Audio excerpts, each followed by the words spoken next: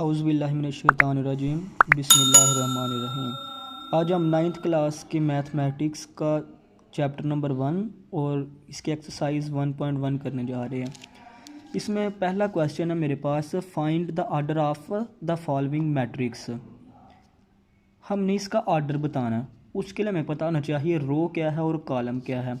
सबसे पहले आपने ये याद रखना है, जो इस तरह की लाइनें हैं ना मेरे पास, वो मेरे पास रो है, रोज़ इसको कहते हैं, कितारे। और जो मेरे पास इस तरह की लाइनें हैं ना, ये मेरे पास कॉलम है। इन चीज़ का आपको पता होना चाहिए। जो इस तरह की हॉरिजॉन्टल लाइनें, इनको रोज़ कहते हैं, और जो वर्टिकल लाइन इनको कॉलम कहते हैं। तो order, find the order of the matrix. Order matrix का हमने फाइंड करना है, तो उसके लिए हमें सबसे पहले जिस चीज़ का पता होना चाहिए वो रोज़ और कॉलम है, जो मैंने बता दिया। अब आपने मुझे बताना है, ये उसने दिया है ए मैट्रिक्स, और इसमें रोज़ कौन सी है, ये वाली रोज़ है, और कॉलम कौन सी है, ये वाले कॉलम है। अब हमने इसका आर्डर फाइंड करना है या मर्तबा फाइंड करना है, तो उसके लिए हम इसका लिखेंगे आर्डर। ये किसके इक्वल होगा, ये इक्वल होगा, अब सबसे पहले अपने बताने कितारें कितनी है, इसमें रोज़ कितनी है। देखो एक और एक, दो रोज़ है इसमें। फिर हमने लिख लेना बाय। उसके बाद अब बताना कॉलम कितने हैं। देखो कॉलम कितने हैं, एक और एक, ये दो। तो कॉलम भी कितने आ गए, दो। पहले रो लिखे, दो रो, और फिर कॉलम लिखे, दो कॉलम है हमारे पास। इसका आर्डर हो गया 2/2। अब इसी तरह दूसरे में हमारे पास ये बी है। इसमें आपने सबसे पहले बताना है इसकी कितारें कितनी हैं, एक और एक, दो। इसके दो कितारें हैं, तो इसका आर्डर होगा मेरे पास 2/। उसके बाद में फिर कॉलम बताने, कॉलम कितने, इसमें दो है कॉलम, तो इसका भी आर्डर हो गया 2/2। अब इस तरह हमारे पास सी वाला है। इसमें आप मुझे बताए कितनी कितार है। देखो इसमें सिर्फ एक ही कितार है और कोई कितार नहीं, तो इसका आर्डर मेरे पास आ गया 1/। अब आपने बताना इसमें कॉलम कितने। देखो कॉलम इस तरह की लाइनें होती है, एक और एक, ये दो इसमें कॉलम है, तो इसका आर्डर हो गया 1/2। अब इस तरह डी वाला, इसका आर्डर हमने लिखना है। इसमें सबसे पहले कितारें देखनी है, रोज़ कितनी है। देखो एक रोज़, दो रोज़, तीन रोज़, इसमें 3 रोज़ है, 3/।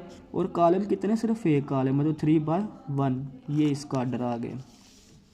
अब इसके बाद ई वाला सवाल है, इसका आर्डर हमने बताना है। तो इसमें सबसे पहले कितारें देखनी है, कितारें कितनी है, 1 2 3, तो ये आ गया मेरे पास 3/।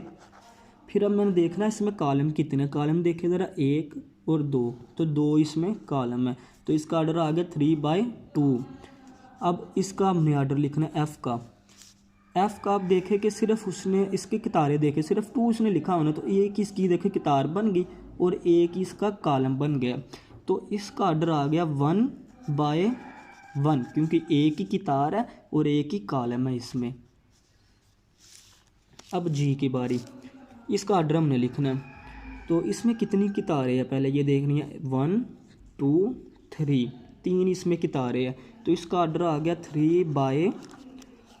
उसके बाद में इसके कॉलम देखने 1 2 3, तो 3 इसमें कॉलम है, तो इसका आर्डर आ गया 3/3। अब एच की बारी है, लास्ट क्वेश्चन है। इसका आर्डर हमने देखना है, तो इसका आर्डर मेरे पास इक्वल होगा, पहले रोज़ देखनी है 1 और 2, इसमें 2 रोज़ है, तो 2/। फिर हमने इसके कॉलम्स देखना है, कॉलम कितने, 1 2 3, तो 3 इसके कॉलम है, तो इसका आर्डर आ गया 2/3। और अब क्वेश्चन नंबर 3 की बारी। इसमें वो कह रहा है find the following ABC and D which satisfy the matrix equation. हमने ABCD की कीमतें निकालनी है जो इक्वेशन को साबित करे कि ये चीज़ इस चीज़ के बराबर है, यानी कि ये मैट्रिक्स इस मैट्रिक्स के बराबर है। ये उसने खुद कहा हुआ है। अगर ये दोनों एक दूसरे के इक्वल है, तो हमें ये भी पता होगा कि ये वाली जो साइड है इस साइड के बराबर होगी, ये वाली जो साइड है इस साइड के बराबर होगी। इसी तरह ये साइड इस साइड के बराबर और ये वाली साइड इस साइड के बराबर होगी। तो चलिए हल करते हैं। हम पहले लिखते हैं ये वाली साइड, A+C, जो ये वाली साइड है, ये इस साइड के इधर कौन सा है मेरे पास, 0, ये इस 0 के इक्वल होगी। इसी तरह जो ये वाली साइड है A+2B, ये मेरे पास इक्वल होगी इस साइड में क्या है, -7 के बराबर होगी। अब इसकी बारी, थोड़ी सी लाइनें छोड़कर, C-1 = ये C-1 किसके बराबर है, इधर 3 के, तो इसी तरह ये 4D-6 ये किसके इक्वल है, ये बराबर है 2D के। तो ये मैंने सारी रकमें लिख ली। अब इनको हल करता हूँ। देखो ए की वैल्यू निकालने के लिखूँगा ए इक्वल टू, ये सी दूसरी तरफ जाएगा 0 के तो -c हो जाएगा, साइन बदल जाएगा, इधर प्लस है दूसरी तरफ आकर माइनस हो जाएगा। अब इधर नीचे हल करता हूँ तो c इक्वल टू, देखो ये 3 ऐसे और ये माइनस का 1 दूसरी साइड पर जाएगा तो प्लस का 1 हो जाएगा। तो c मेरे पास बराबर आ गया 3 और 1 4 के बराबर, ये मेरे पास c का जवाब आ गया। अब देखें a में बराबर है मेरे पास -c के बराबर है, तो अब a इक्वल टू माइनस ऐसे ही c की जगह मैं उसकी कीमत लिख देता हूँ, वो क्या आई है 4, तो c की जगह लिख दिया मैंने 4। ये मेरे पास a का भी जवाब आ गया। अब b के आंसर के लिए देखिए a किसके बराबर हमने निकाला, अभी हमें पता है -4 के, तो a की जगह लिख सकता हूँ -4 + 2b इक्वल टू -7। अब देखें ये जो 2b है मेरे पास ये ऐसे इक्वल टू ये -7 और ये वाला -4 दूसरी तरफ जाएगा तो +4 हो जाएगा। तो 2b इक्वल टू -4 और +4, -7 और +4 कितना होता है मेरे पास, ये मेरे पास होता है -3। आपको पता है 7 में से 4 निकालना तो माइनस का 3 बच जाता है, क्योंकि बड़ी रकम 7 है और उसके साथ माइनस है। अब मुझे तो b चाहिए तो 2b आ गया, तो अब मैं इसके नीचे भी 2 लिख दूंगा, इसके नीचे भी 2 लिख दूंगा, ये 2 से कैंसिल, तो b इक्वल टू -3/2, ये b का जवाब आ गया।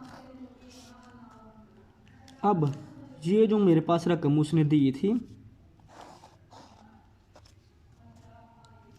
4D-6 इक्वल टू 2D, जो मैंने इससे लेकर के ये 4D-6 इक्वल है 2D के। अब इसको हल करता हूँ। देखो 4D और ये 2D इधर आएगा -2D हो जाएगा इक्वल टू ये -6 दूसरी तरफ जाएगा इक्वल के, तो ये +6 हो जाएगा। 4D में से 2D निकाल दूंगा तो मेरे पास 2D बाकी बच जाएगा और इक्वल टू 6 है। अब ये 2D आ गए, मुझे तो सिर्फ D का आंसर चाहिए, तो मैं इसके नीचे भी 2 लिख दूंगा, इसके नीचे भी 2, ताकि 2 ख़त्म हो जाए। तो D मेरे पास आ गया 2 3 6 3 के इक्वल। इसी तरह मेरे पास ये सारे आंसर इसके आ गए हैं। उम्मीद करता हूँ ये वीडियो आपको पसंद आई होगी।